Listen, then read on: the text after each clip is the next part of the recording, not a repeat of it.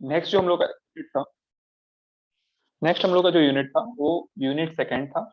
और इसमें हम लोग को बेसिकली क्या करना है कि उसका जो सिलेबस है एक बार आपको बता देता हूँ कि क्या हम लोग को पढ़ना है इसमें।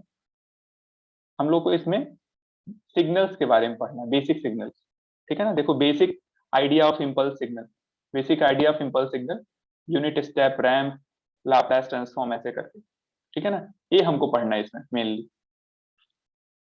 ठीक है, तो स्टार्ट करते हैं। हमने क्लास में थोड़ा सा वैसे बताया भी था इसके बारे में, तो आज हम स्टार्ट करते हैं बेसिक सिग्नल्स के बारे में। ठीक है, तो ये विजिबल है स्क्रीन आप लोगों को, यूनिट 2? Yes sir. ओके, सो हम लोग बेसिक सिग्नल्स देखेंगे। बेसिक सिग्नल्स, ठीक है।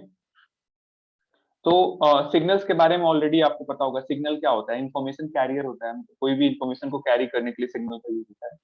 ठीक है, और ये जनरली क्या होता है, एक इंडिपेंडेंट वेरिएबल का फंक्शन होता है। जैसे मैं किसी भी सिग्नल को कैसे डिफाइन करता हूँ, ऐसे लिखता हूँ, जैसे मान लो एक्स ऑफ टी लिखता हूँ, तो जो टी होता है ना, ये क्या होता है आपका? इंडिपेंडेंट वेरिएबल होता है, इंडिपेंडेंट वेरिएबल। ठीक है ना, तो जो टी होता है क्या होता है? बेसिकली इंडिपेंडेंट वेरिएबल होता है। तो हम किसी भी सिग्नल को ऐसे फंक्शन ऑफ टी लिखते हैं। ऐसा नहीं कि केवल एक ही फंक्शन हो सकता है, और भी फंक्शन, एक से ज्यादा भी फंक्शन हो सकते हैं। मतलब फंक्शन ऑफ एक से ज्यादा भी इंडिपेंडेंट वेरिएबल का हो सकता है। लेकिन हम जो बात करेंगे यहाँ पे, वो वन डायमेंशनल सिग्नल की बात करेंगे। इसमें केवल एक ही इंडिपेंडेंट वेरिएबल होगा। ठीक है ना, एक होता है आपका one dimensional, one D signals.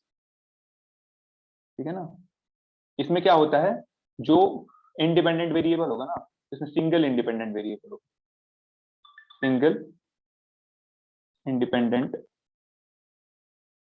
Variable. ठीक है, और ऐसे ही आपका 2D सिग्नल जो होगा, उसमें दो इंडिपेंडेंट वेरिएबल होंगे, टू इंडिपेंडेंट वेरिएबल। अच्छा, इंडिपेंडेंट वेरिएबल का मतलब क्या होता है? जैसे हम लिखते हैं, जैसे मान लो हम क्या लिखते हैं, x t equals to, suppose करो कोई सिग्नल हम स्पेसिफाई कर रहे हैं, A M cos omega t, ऐसे लिख रहा हूँ। ठीक है ना, ये क्या है? आपका कोसाइन सिग्नल है। इसको अगर आप प्लॉट करोगे, wait, इसको अगर आप प्लॉट करोगे तो कैसे दिखेगा? एक्स टी कोसाइन का प्लॉट कैसे आता है?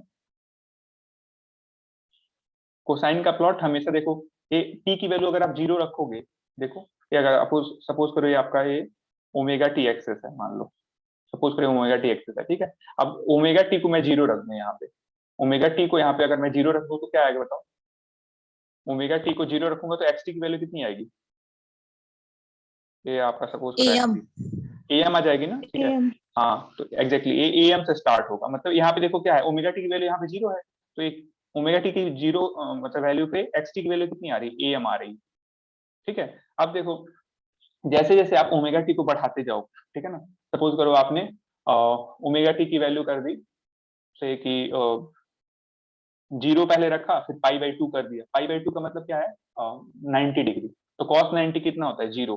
तो यहाँ पे अगर आप पाई बाई टू पे देखोगे तो ये जीरो हो जाएगा ऐसे, ये ऐसे स्मूथ आएगा। ठीक है, और ऐसे ही आप और बढ़ाते जाओगे तो ऐसे हो जाएगा, फिर और बढ़ाते जाओगे फिर ऐसे हो जाएगा। यहाँ पे पाई पे कॉस पाई की वैल्यू कितनी होती है? कॉस पाई की वैल्यू भी वहां पे, मतलब यहाँ पे आके, सॉरी वेट, मतलब ये जो ग्राफ होगा आपका कुछ ऐसे होता जाएगा, जैसे जैसे आप जो भी ओमेगा टी की वैल्यू चेंज करते जाओगे ऐसे करके। ठीक है ना, तो ये आपका किसका ग्राफ है? ये एक्स ऑफ टी हमने किया है। ठीक है, तो अब देखो क्या है कि टी जो है ना, आप क्या कर रहे हो? टी की वैल्यू को चेंज कर रहे हो, टी की वैल्यू को चेंज कर रहे हो। मतलब क्या है कि जो आपका एक्स है, ठीक है ना, जो एक्स जो फंक्शन है आपका ये वाला, ये किस पे डिपेंड कर रहा है? ये डिपेंड कर रहा है टी की वैल्यू पे। तो इसीलिए टी जो क्या होगा, टी क्या होगा? इंडिपेंडेंट वेरिएबल होगा, क्योंकि टी डिपेंड नहीं कर रहा है, एक्स डिपेंड कर रहा है टी पे। ठीक है ना, तो इसको क्या बोलते हैं हम लोग? Independent variable. ठीक है, अच्छा, इंडिपेंडेंट वेरिएबल को एक और नाम बोलते हैं, इसको रेंज बोलते हैं। डोमेन और रेंज पढ़ा होगा आप लोगों ने फंक्शन में। ठीक है ना, तो वहां से भी आप इसको मतलब कोरिलेट कर सकते हो। ठीक है, तो जो ये हम सिग्नल्स के बारे में बात कर रहे हैं कि 1D सिग्नल हो सकता है। 1D सिग्नल का मतलब क्या होगा, इसमें केवल सिंगल एक ही इंडिपेंडेंट वेरिएबल होगा, ठीक है ना। वही 2D सिग्नल होगा ना, तो वहां पे एक से ज्यादा इंडिपेंडेंट वेरिएबल होगा। जैसे मान लो कि टी के साथ अगर कोई और भी आ गया, ठीक है ना, मान लो कोई एक डिस्प्लेसमेंट का आ गया वेरिएबल, ठीक है। जैसे अगर आप टेलीविजन का पिक्चर देखोगे तो टेलीविजन के पिक्चर में क्या होता है, एक तो टाइम टाइम इंडिपेंडेंट तो वेरिएबल होता है। जैसे मान लो कि टीवी है, ऐसे करके, तो उसका जो सिग्नल होता है, टीवी में जो सिग्नल होता है, उसमें तो एक एक तो फंक्शन टाइम का होता है उसमें, लेकिन दूसरा फंक्शन एक पोजीशन का होता है कि कहाँ पे वो पोजीशन है, उस सिग्नल का पोजीशन क्या है, क्योंकि तभी इमेज फॉर्म होगा ना। तो उसमें एक और दूसरा कोई इमेज जो जो पोजिशनिंग से एसोसिएटेड कोई एक वेरिएबल होगा, सपोज करो एक्स है, तो वो जो होगा वो फंक्शन ऑफ टी और एक्स दोनों का होगा। तो ये कौन सा सिग्नल होगा, 2D सिग्नल होगा। ऐसे 3D सिग्नल भी हो सकता है, ठीक है। तो मतलब क्या है कि जितने मतलब जितने इंडिपेंडेंट वेरिएबल होंगे उतने डायमेंशन का सिग्नल है। डी का मतलब क्या, डायमेंशन, डायमेंशन, ठीक है। तो हम लोग को बेसिक 1D की ही बात करना है, मतलब 1 डायमेंशनल सिग्नल का बात करना है, ठीक है। तो हम लोगों ने अभी तक जो भी पढ़ाई करा है ना, मैक्सिमम हम लोग क्या किया है, साइनोसॉइडल वेवफॉर्म, साइन वेवफॉर्म के बारे में बात किया है, साइन वेवफॉर्म के बारे में, ठीक है ना। साइन वेवफॉर्म कैसा होता है, जो भी हमने सिग्नल देखा है मैक्सिमम हमने यही देखा है। साइन वेवफॉर्म यही जो हमने अभी लिखा था, ऐसे AM साइन ओमेगा टी, ठीक है ना। इसी को आप अगर 90 डिग्री शिफ्ट कर दोगे तो क्या बन जाएगा, AM कॉस ओमेगा टी बन जाएगा, जो अभी मैंने ड्रॉ किया है, ठीक है ना। ये क्या है, ये AM cos ओमेगा टी। तो हम लोगों ने नॉर्मली ऐसे टाइप के सिग्नल देखे हैं, ठीक है। लेकिन यहाँ पे हम लोग कुछ बेसिक सिग्नल देखेंगे कंट्रोल सिस्टम में, और उसमें जो सबसे पहला बेसिक सिग्नल होगा, सबसे फर्स्ट जो हमारा आएगा बेसिक सिग्नल्स में,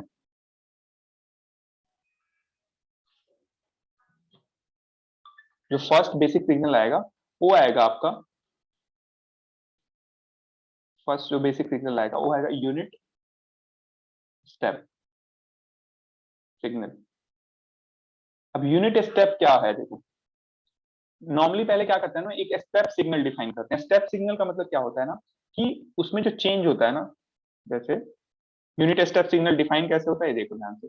ये आपका टाइम एक्सेस है, ये टाइम एक्सेस है, और ये आपका जो भी यूनिट स्टेप सिग्नल है, इसको हम लोग इंडिकेट यू ऑफ टी से करते हैं। यूनिट स्टेप, जो यूनिट स्टेप सिग्नल होता है, इसका एक स्टैंडर्ड नोटेशन है, को यू ऑफ टी से इंडिकेट करते हैं, तो इसको हम यू ऑफ टी लिखेंगे। अब जो यू ऑफ टी होता है ना, वो कैसे डिफाइन होता है, देखो जो यू एफ टी होता है, यू ऑफ टी, ये होता है 1 जब टी की वैल्यू ना लेस देन जीरो, टी की वैल्यू लेस देन जीरो हो। टी का मतलब ये जो टाइम एक्सेस है, ये वाला, ये जो है यहाँ पे टी क्या है। अब देखो टी लेस देन जीरो कहाँ पे होगा, ये आपका जीरो है। टी लेस देन जीरो किस रीजन में होगा, इस साइड होगा ना, इस साइड, ठीक है। तो जब टी की वैल्यू लेस देन जीरो होगा, उस केस में, सॉरी, टी की वैल्यू जब लेस देन जीरो होगा तो उस केस में यूटी की वैल्यू क्या होगी, जीरो होगी, ठीक है ना। यूटी की वैल्यू, यूटी का मतलब क्या, unit step signal, unit step signal की value t less than zero के लिए क्या होगा, जीरो होगा। मतलब इधर आपका इधर जीरो वैल्यू होगा इसका, ये वाला रीजन, ये वाला, इधर जीरो है ना, यूटी की वैल्यू इधर जीरो है यहाँ पे। और जैसे ही आपका टी ग्रेटर देन जीरो हुआ, टी ग्रेटर देन जीरो हुआ, तो यूटी की वैल्यू क्या हो जाएगी, वन हो जाएगी। ध्यान से समझो, यूटी की वैल्यू जीरो कब होगी, जब टी लेस देन जीरो है, और ग्रेटर देन, अगर टी की वैल्यू जीरो से ज्यादा है, उस केस में क्या होगा, वन हो जाएगा। तो टी की वैल्यू जीरो से ज्यादा किस रीजन में होगा, इस रीजन में होगा। अब इस रीजन में वन होगा, मतलब आपका ऐसे हो जाएगा, एक कांस्टेंट वैल्यू वन, ठीक है। ऐसा अगर कोई सिग्नल है, इसी को हम लोग क्या बोलते हैं, unit step signal, unit step signal, ठीक है। अच्छा, अगर इसी में, अगर ऐसे ही सिग्नल की बात करें, इसी टाइप का सिग्नल हो अगर,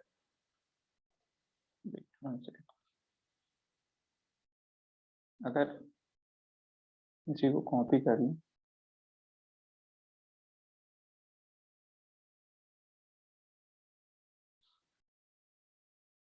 अगर इसी टाइप के सिग्नल को मैं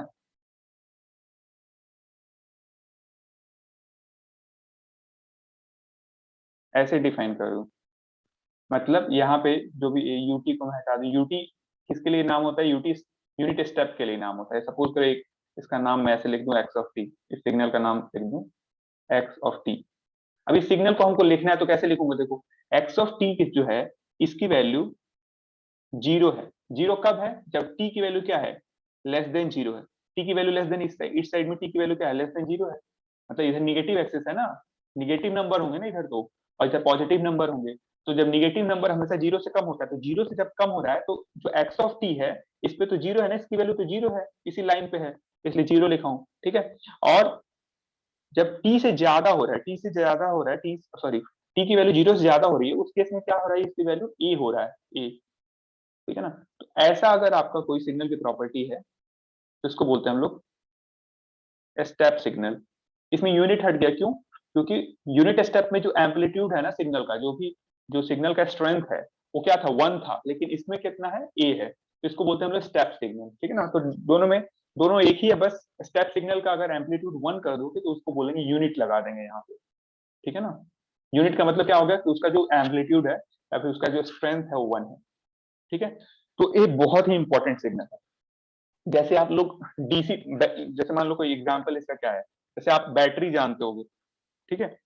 अब जैसे बैटरी होता है, बैटरी का वोल्टेज का आप ड्रॉ करते हो, जैसे मान लो कोई डीसी सोर्स है आपका, डीसी कोई सोर्स है, ठीक है। तो डीसी सोर्स में आप लोग अगर मान लो सपोज करो बैटरी है, तो डीसी वोल्टेज को कैसे आप ड्रॉ करते हो, एक कांस्टेंट वैल्यू होता है ना, ऐसे करके एक कांस्टेंट वैल्यू होता है।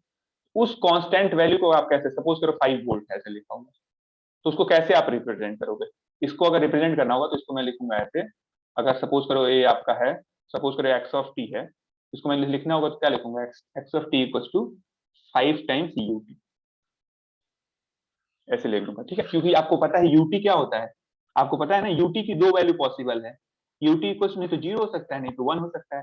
जीरो कब होगा, जब टी की वैल्यू जीरो से कम होगी। 1 कब होगा, जब टी की वैल्यू जीरो से ज्यादा होगी। तो ये भी देखो, जीरो से कम पे, जीरो से कम पे इस साइड वाला देखो, इस साइड जीरो से कम पे, इसकी कोई वैल्यू ही नहीं है ना। ये कहाँ पे 5 वोल्ट हो रहा है, जहां पे जीरो है, जीरो पे 5 वोल्ट आ रहा है ना, तो इसलिए क्या होगा, मतलब इसको हम रिप्रेजेंट कर सकते हैं ऐसे 5 ऑफ यूटी से, ठीक है। अब जैसे इसी को अगर आप लिखना चाहो, जैसे हमने क्या लिखा है, एक्स ऑफ टी इक्वल क्या लिख दिया है, 5 ऑफ यूटी लिखा है, ठीक है। ये ध्यान से समझ लो इसको, अगर कोई कंफ्यूजन होगा तो पूछ भी लेना, ठीक है, क्योंकि फिर बाद में क्लियर नहीं होगा। मैंने क्या बताया कि जो यू ऑफ टी होता है ना, इसकी दो वैल्यू पॉसिबल है, एक क्या पॉसिबल है 1, और दूसरा क्या पॉसिबल है 0, ठीक है। 1 कब होगा, अच्छा जब 1 होगा, सपोज करो यूटी की वैल्यू 1 हो रहा है, तो इस जो 5 ऑफ यूटी को क्या लिख सकते हो, 5 इंटू 1 लिख सकते हो ना आप, तो कितना हो गया 5 वोल्ट। लेकिन ये 1 कब हुआ है, ये तब हुआ है जब टी की वैल्यू ग्रेटर देन 0 हो तब, ठीक है। अच्छा, जब 0 होगा तो क्या हो जाएगा, देखो यूटी की वैल्यू 0 हो सकती है, तो ये क्या हो जाएगा 5 इंटू 0, ये कितना हो जाएगा 0 वोल्ट।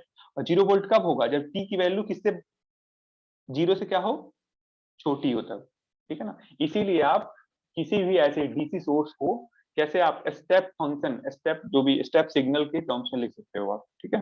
तो बहुत ही इंपॉर्टेंट है चीज समझना, ठीक है। एक और चीज देखो, अगर मान लो, अगर आपका सपोज करो अगर एक सपोज करो ये आपका ऐसा वेव फॉर्म है कोई, अगर नहीं समझ में आएगा तो आप बीच में रोक के मेरे से पूछ लेना। सपोज करो एक ऐसा वेव फॉर्म, ऐसे करके, ऐसे करके, ठीक है। सपोज करो ये है x1 ऑफ टी, और ये आपका है टी, ये वेव फॉर्म है, ठीक है। अब मैं कहूं कि इसमें ना आप क्या करो, x1 ऑफ टी में मल्टीप्लाई कर दो यूटी से, x1 of T into UT कर दो, तो आपका वेव फॉर्म कैसे दिखेगा? आपको मल्टीप्लाई किससे करना है, यूटी से करना है। यूटी कैसे दिखता है, यूटी आपका दिखता है, ये आपका है टी, यूटी कैसे दिखता है, इसका एम्पलीट्यूड कितना होता है, 1 होता है, ठीक है। सपोज करें इसका एम्पलीट्यूड है ए एम, और ये जो है निगेटिव में जा रहा है -a, ठीक है। अब मैं कहूं इन दोनों को आप मल्टीप्लाई कर दो, ए है x2 ऑफ टी है मान लो, ये दूसरा सिग्नल है x2 of T, x2 of T की वैल्यू हमने क्या ले रखी है, यूटी ले रखी है, ये आपका क्या है यूटी। अब मैं कहूं कि इन दोनों सिग्नल को मल्टीप्लाई कर दो, किसको, आपको क्या करना है, आपको करना है x1 of T multiplied by x2 of T. Multiplied का साइन मैं वैसे चेंज कर दे रहा हूँ, अगर कंफ्यूजन हो जाएगा, इनटू ऐसे लिख दे रहा हूँ, x2 ऑफ टी। तो आपको पता है x2 ऑफ टी क्या है, यूटी है, तो मैंने यहाँ पे इसको रिप्लेस कर दिया यूटी से, ठीक है। अब एक चीज देखो ध्यान से, कि अब मैं पूछूं ये कैसे होगा, अब दोनों का आप मल्टीप्लाई करोगे तो कैसा मिलेगा सिग्नल, आपने अगर दोनों को मल्टीप्लाई करोगे तो क्या आएगा आपका, यहाँ पे आएगा x1 of t times ut, ये आएगा। अब जब आप मल्टीप्लाई करोगे तो क्या मिलेगा, इस रीजन में, इस पूरे रीजन में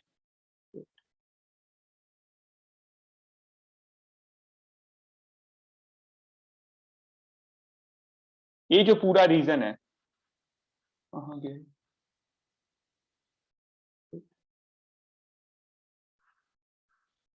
तो हाईलाइट नहीं हो रहा।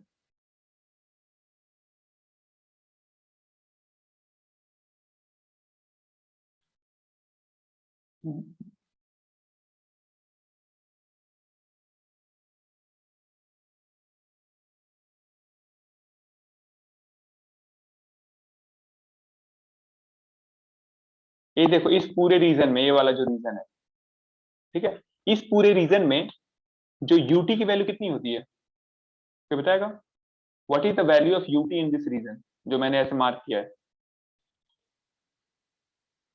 0 जीरो होता है, ठीक है। 0 सा तो जीरो को किसी चीज से मल्टीप्लाई करोगे तो कितना आएगा, जीरो को आप 0 जीरो 0 ही आएगा। एग्जैक्टली तो अब देखो ये वाला जो पूरा पोर्शन है आपका, ये वाला जो पूरा पोर्शन है, ये जो पूरा पोर्शन है किससे मल्टीप्लाई हो रहा है, जीरो से मल्टीप्लाई हो रहा है ना।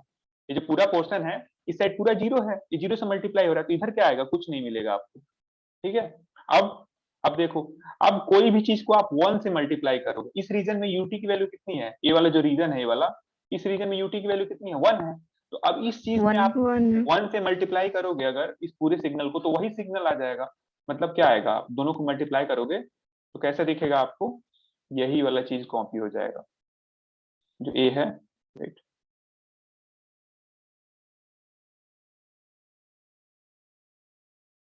यही वाला चीज ऐसे कॉपी हो जाएगा। One second.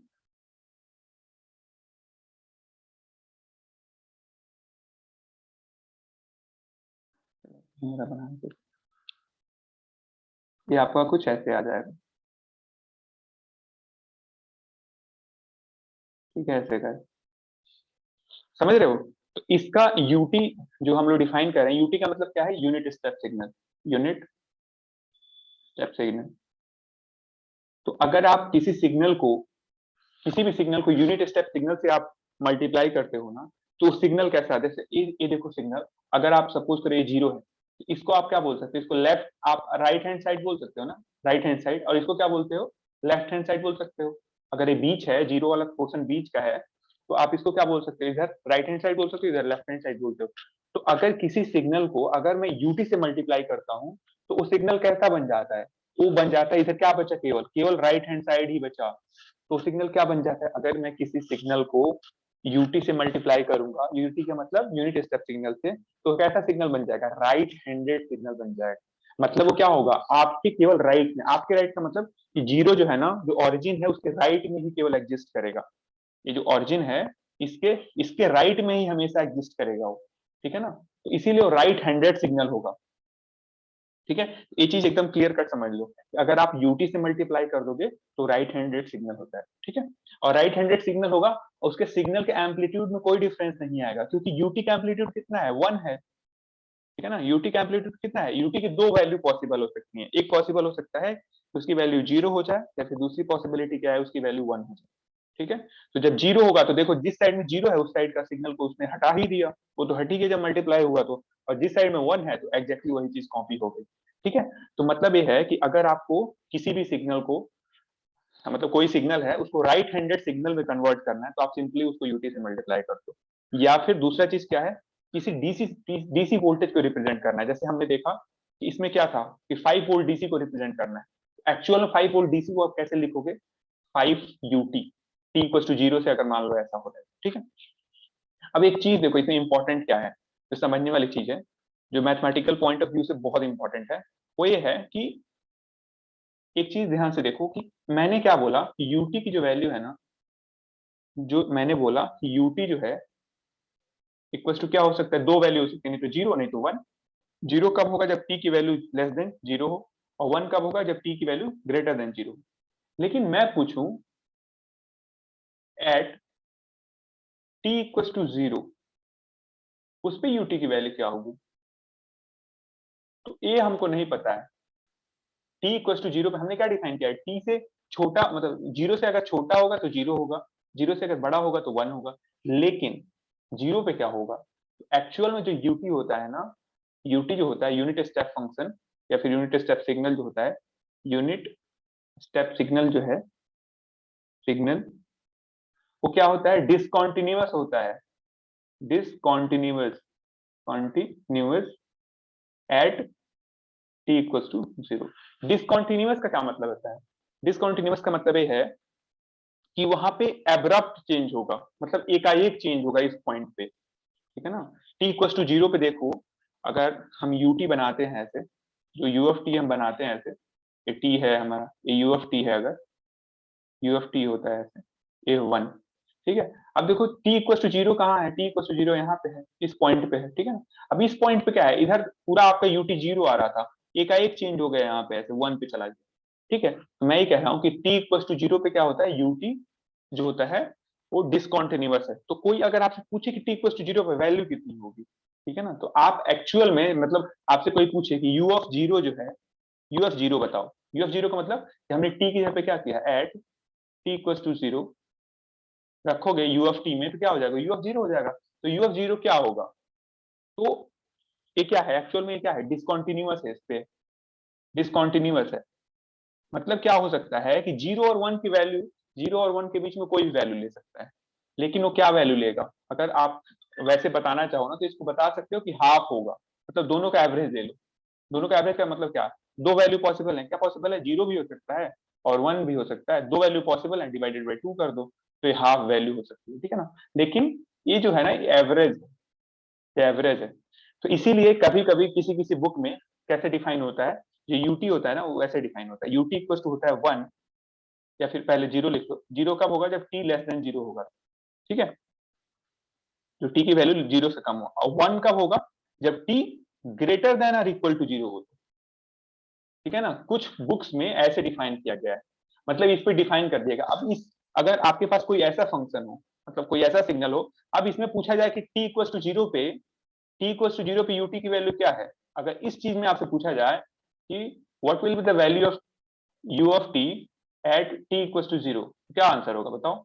इसमें तो सीधे दे भी दिया है, देखो इस वाले 1 हाँ 1 हो गया, ठीक है ना। तो यहाँ पे इसकी वैल्यू कितनी हो गई, 1 हो गई, ठीक है। लेकिन अगर हमने जो डेफिनेशन देखा था, कौन सा वाला, ये वाला डेफिनेशन देखो ध्यान से, इसमें अगर पूछा जाए आपसे, ये जो डेफिनेशन है इसमें, इसमें अगर आपसे पूछा जाए कि t इक्वल टू 0 पे वैल्यू कितनी होगी, तो आंसर क्या होगा, इसमें क्या होगा आंसर बताओ। इसमें आंसर ये होगा कि t इक्वल टू 0 पे तो ये डिफाइन ही नहीं है, मतलब डिसकंटिन्यूअस है। लेकिन अगर फिर भी कोई पूछता है तो आप क्या करोगे, दोनों पॉसिबल वैल्यू का एवरेज निकाल दोगे। तो एक पॉसिबल वैल्यू है 0, दूसरा पॉसिबल वैल्यू है 1, दोनों का एवरेज कितना हो जाएगा, 0 प्लस 1/2, तो क्या हो जाएगा 1/2, ठीक है। तो ये है फंडा इसका, इसको बोलते हैं हम लोग यूनिट स्टेप सिग्नल, ठीक है। तो एक हमारा सिग्नल एक हो गया बेसिक सिग्नल, इसमें अगर किसी कोई कंफ्यूजन है तो पूछ लो अभी, ठीक है। जो मैंने जितना बताया उसमें कोई कंफ्यूजन है तो पूछ लो, ठीक है। और कंटिन्यूटी और डिसकंटिन्यूटी का तरीका मैंने आपको बताया अभी तक क्लासरूम में, कि हम लिमिट निकालते हैं। जैसे अगर आपको सपोज करो कोई फंक्शन है एक्स ऑफ टी, और चेक करना है कि किसी पॉइंट पे कॉन्टिन्यूअस है कि नहीं, ठीक है, तो हम क्या करते हैं कि उसका लिमिट उस पॉइंट पे, जैसे मान लो कि किसी टी नॉट पे, सपोज करो x of t equal to t naught पे मेरे को चेक करना है कि कॉन्टिन्यूअस है कि नहीं, हम क्या करेंगे, लिमिट जो भी आपका है, सपोज करो t tends to t zero minus, t tends to t zero minus और एक्स ऑफ टी, ऐसे कर लेंगे, ठीक है। इसको बोलते हैं हम लोग लेफ्ट हैंड लिमिट। और दूसरा एक होगा limit t tends to t zero plus x of t, इसको बोलते हैं हम लोग राइट हैंड लिमिट। और अगर लेफ्ट हैंड लिमिट और राइट हैंड लिमिट दोनों बराबर हो गया, तो उस केस में बोलते हैं आपका जो है, जो भी फंक्शन है वो क्या है आपका, कॉन्टिन्यूअस है उस पॉइंट पे। अगर दोनों अगर बराबर नहीं हुए, जैसे अगर left hand limit equal to right hand limit, अगर ये दोनों बराबर हुए तब तो आपका क्या होगा, कॉन्टिन्यूअस हो जाएगा, कॉन्टिन्यूअस हो जाएगा। अगर ये बराबर नहीं हुआ तो आपका डिसकॉन्टिन्यूअस हो जाएगा, left hand limit is not equal to right hand limit, तो आपको क्या हो जाएगा, डिसकॉन्टिन्यूअस, कॉन्टिन्यूअस, ठीक है। इसको समझ, अगर समझना हो आपका यूएफटी के बारे में, यू ऑफ टी जैसे हमारा कैसे होता है, देखो यू ऑफ टी की वैल्यू कैसे हम डिफाइन करते हैं ऐसे, ये आपका टी पे 1 हो जाता है, ठीक है। अब मेरे को चेक करना है कि ये कॉन्टिन्यूअस है कि नहीं, किस पे चेक करना है, जीरो पे, ठीक है। अब मेरे को ये चेक करना है कि जीरो पे कॉन्टिन्यूअस है कि नहीं, तो जीरो पे कॉन्टिन्यूअस है कि नहीं चेक करने का तरीका मैंने क्या बताया कि आप क्या करोगे कि लेफ्ट हैंड लिमिट निकालोगे, लेफ्ट हैंड लिमिट का मतलब इधर से अप्रोच करोगे, तो लेफ्ट हैंड लिमिट कैसे कर निकलेगा, लिमिट जो भी सपोज करो इसको मैंने मान लिया, अभी मुझे नहीं पता था यूटी है, इसको मैं मान लूं सपोज सिंपल करने के लिए एक्स ऑफ टी मान लेता हूँ, ठीक है। तो मैं कैसे अप्रोच करूंगा, देखो हमको एक्स ऑफ टी का क्या करना है, एक्स ऑफ टी में हमको देखना है कि t tends to zero minus, zero minus का मतलब क्या होता है, जीरो जिस पॉइंट पे हमको, देखो जीरो माइनस मैं क्यों लिया हूं, जिस पॉइंट पे मेरे को निकालना है कंटिन्यूटी ना, उससे थोड़ा सा पहले वाला पॉइंट लेते हैं। ये जो ऑरिजिन है ना, जीरो माइनस क्या है, ऑरिजिन को जीरो बोलते हैं, जीरो माइनस का मतलब जीरो से थोड़ा सा कम वाला पॉइंट, तो थोड़ा सा कम क्या होगा, इस साइड होगा, ठीक है ना। तो slightly less than zero, zero minus, ठीक है। और जीरो प्लस कब होगा, मतलब जीरो माइनस यहाँ पे होगा और जीरो प्लस यहाँ पे होगा, इस वाले पॉइंट पे एकदम जीरो के पास ही होगा ये, ठीक है ना। ये ऐसे माना जाता है, इसका मतलब वैसे थ्योरेटिकल एग्जिस्टेंस नहीं है, मतलब प्रैक्टिकल एग्जिस्टेंस वैसे नहीं है ये, मतलब मैथमेटिकली ऐसे माना जाता है, ठीक है। तो अब ये इसको बोलते हैं left hand limit. Left hand limit क्यों बोलते हैं, क्योंकि हम इधर से आ रहे हैं, इस फंक्शन को इस साइड से देख रहे हैं, ठीक है ना, इस साइड से देख रहे हैं और जीरो माइनस तक देख रहे हैं, ठीक है। अब हमने अगर सपोज करो जीरो माइनस तक देखा इस फंक्शन को, तो एक इसको हम क्या लिख सकते हैं, देखो अब जो भी ये एक्स ऑफ टी की वैल्यू जीरो माइनस तक क्या होगी, देखो हमने जो एक्स ऑफ टी को डिफाइन किया था तो क्या किया था, देखो एक्स ऑफ टी को लिखा था जीरो जब टी लेस देन जीरो है, और वन किया था जब टी ग्रेटर देन जीरो है, ठीक है ना, ये चीजें डिफाइन करी थी हमने। तो अब एक चीज बताओ कि जीरो माइनस जीरो से कम है ना, जो जीरो से कम है जीरो माइनस, तो जीरो से कम पे इसकी वैल्यू कितनी है, देखो एक्स ऑफ टी की वैल्यू जीरो से कम पे कितनी है, जीरो है, मतलब जीरो। इसका, हाँ इस पूरे लिमिट की वैल्यू कितनी आ जाएगी, जीरो आ जाएगी, तो लेफ्ट हैंड लिमिट की वैल्यू आ गई जीरो। ऐसे ही आप राइट हैंड लिमिट निकालो, राइट हैंड लिमिट, ठीक है। अब राइट हैंड लिमिट कैसे निकलेगा, राइट हैंड लिमिट का मतलब हम इधर से करेंगे, इस साइड से, राइट हैंड साइड से, ठीक है। अब उसी पॉइंट पे आते हैं हम लोग, ठीक है। तो हमको जीरो पॉइंट पे देखना है, तो हम क्या लिखेंगे, limit t tends to zero plus, ठीक है ना, जीरो प्लस ही तो राइट साइड में एग्जिस्ट कर रहा है ना, तो जीरो प्लस पे देखेंगे एक्स ऑफ टी की वैल्यू। जीरो प्लस का मतलब क्या है कि टी की वैल्यू जीरो से बड़ी है, तो टी की वैल्यू जीरो से जब बड़ी है तो एक्स टी की वैल्यू कितनी है, वन है, देखो जब टी की वैल्यू जीरो से बड़ी है तो एक्स टी की वैल्यू कितनी हो रही है, वन, तो यानी राइट हैंड लिमिट की वैल्यू क्या आ गई, वन। तो इसमें देखो लेफ्ट हैंड लिमिट और राइट हैंड लिमिट क्या बराबर है क्या, नहीं है, तो जब बराबर नहीं है, तो ये जब बराबर नहीं है तो कौन सा होगा, इस पॉइंट पे पूछा जाए आपसे कि at t equal to zero एक कॉन्टिन्यूअस है कि डिसकॉन्टिन्यूअस है, ये आपका है डिसकॉन्टिन्यूअस, ठीक है ना, डिसकॉन्टिन्यूअस है टी इक्वल टू जीरो पे, ठीक है। तो ऐसे किसी भी सिग्नल का आप कॉन्टिन्यूटी चेक कर सकते हैं, ये आपने मैथ्स में करा होगा, ठीक है। फंक्शन के लिए आप कोई फंक्शन को कॉन्टिन्यूअस है कि नहीं, डिसकॉन्टिन्यू मतलब या फिर डिसकॉन्टिन्यूअस है, उसको चेक करने के लिए आप यही तरीका अपनाते हो, ठीक है ना, लेफ्ट हैंड लिमिट और राइट हैंड लिमिट निकाल के, ठीक है। ऐसे ही आपसे कोई भी मैथमेटिकली ये पूछ सकता है, जैसे मान लो ये ऐसे साइन वेव है, ठीक है, ऐसे करके है मान लो वेव फॉर्म, ठीक है। और आपसे कोई पूछे ऐसे, देखो ध्यान से, इस चीज को समझ जाओगे ना तो बहुत बड़ी चीज समझ जाओगे। मैं आपसे पूछूं, कोई पॉइंट ले लो, मान लो ऐसे ये वाला पॉइंट है, ये सपोज करो है टी वन, ठीक है। अब ये टी वन पॉइंट मैंने ले लिया, अब मैं पूछूं कि at t equal to t one, suppose करो ये टी है, टी एक्सेस है, अब मैं पूछूं t equal to t one पे ये कॉन्टिन्यूअस है कि नहीं, ये जो पूरा सिग्नल है, तो ये इसको आप कैसे लिख सकते हो, ये इसको लिख सकते हो x of t equal to A M sine omega t, ऐसे लिख सकते हो आप। तो t equal to t one पे मेरे को चेक करना है, ठीक है। अब वहां पे इस ऊपर वाले में क्या करना था हमको, t इक्वल टू जीरो पे चेक करना था, ठीक है ना। इस पे हम लोग डिसकंटिन्यूटी किस मतलब कंटिन्यूटी किस पे चेक कर रहे हैं, t इक्वल टू जीरो पे चेक कर रहे हैं। अब इसमें मैं मान लो कि मैं बोल रहा हूँ कि ये चेक करना है कि ये जो आपका सिग्नल है कॉन्टिन्यूअस है कि डिसकॉन्टिन्यूअस इस पॉइंट पे। तो अब देखो जो इससे T1 से थोड़ा सा पहले जाओ या फिर T1 से थोड़ा सा बाद में जाओ, ठीक है ना, आप आपकी जो वैल्यू होगी ना वो बराबर ही होगी, देखो ध्यान से देखो, अगर आप मैथमेटिकली भी कर सकते हो, अगर मैथमेटिकली आप नहीं भी करना चाहो तो एक्चुअल में ये जो अगर थोड़ा सा मैं जूम करके ऐसे बना दूं इसको ऊपर का, तो ये सपोज करो T1 वाला पॉइंट है, T1 वाला, ठीक है, T1 वाला पॉइंट है। अब T1 से पहले भी थोड़ा सा इधर जाओगे और या फिर इधर जाओगे, लगभग लगभग बराबर ही होगा यहाँ पे। द लेफ्ट हैंड, आपका राइट हैंड लिमिट और लेफ्ट हैंड लिमिट, ये दोनों क्या होंगे, बराबर ही होंगे इस पॉइंट पे। इसका मतलब क्या होगा, ये जो फंक्शन होगा, ये जो फंक्शन होगा वो क्या होगा, कॉन्टिन्यूअस होगा इस पॉइंट पे।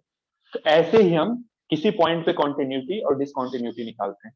तो जो आपका यूटी है, ठीक है, वो क्या होता है, डिसकॉन्टिन्यूअस होता है। कहाँ पे डिसकॉन्टिन्यूअस होता है, टी इक्वल टू 0 पे। तो इसीलिए डिफाइन करते टाइम ये चीज हमेशा ध्यान में रखा जाता है कि यूटी कैसे डिफाइन है, ठीक है ना।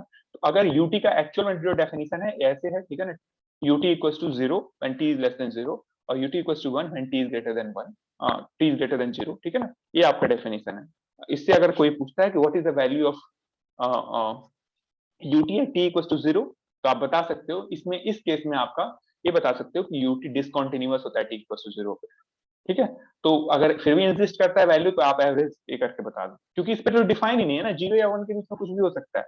कुछ कुछ बुक में ऐसे डिफाइन करा जाता है, ठीक है, लेकिन स्टैंडर्ड एक्चुअल में जो वो है यूटी का डेफिनेशन ये वाला है, ऊपर वाला। मतलब 0 पे इसमें सीधे लिखा है कि 0 पे वैल्यू डिफाइन नहीं है, ठीक है। तो ये चीज हमेशा आपको ध्यान में रखना है, ठीक है। अब नेक्स्ट हम लोग करेंगे इम्पल्स फंक्शन। तो अभी शायद और टाइम अप होने वाला है, आप लोग ज्वाइन कर लेना अभी, ज्वाइन दोबारा से।